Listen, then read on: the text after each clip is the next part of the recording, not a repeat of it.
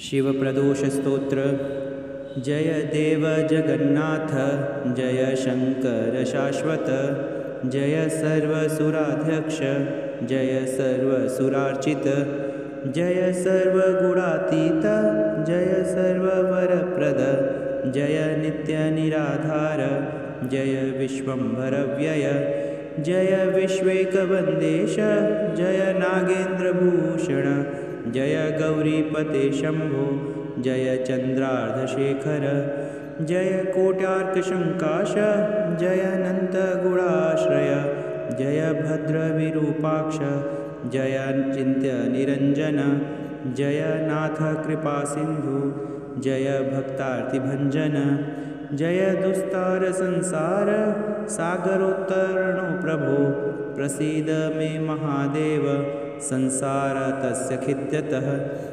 सर्वपापक्षयं कृत्वा रक्ष मां परमेश्वरः, महादारिद्र्यमग्नस्य, महापापहतस्य च, महाशोकनिविष्टस्य, महारोगदूरस्य च, ऋणभारपरितस्य, दह्यमानस्य कर्मभिः ग्रहैः प्रपीड्यमानस्य, प्रसीद मम शङ्कर।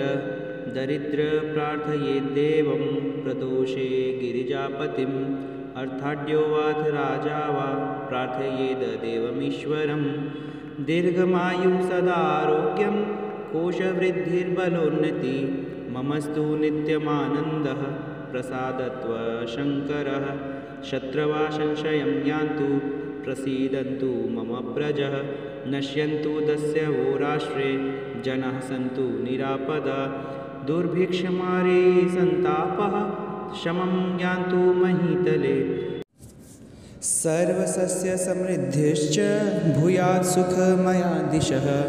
एवमाराधयेद्देवं पूजान्ते गिरिजापतिं, ब्राह्मणान् भोजयेत् पश्चात् दक्षिणाभिश्च पूजयेत्। सर्वपापक्षयंकरी सर्वरोगनिवारिणी, शिवपूजा मयाख्याता सर्वाभीष्टफलप्रदा इति शिवप्रदोषस्तोत्रम्।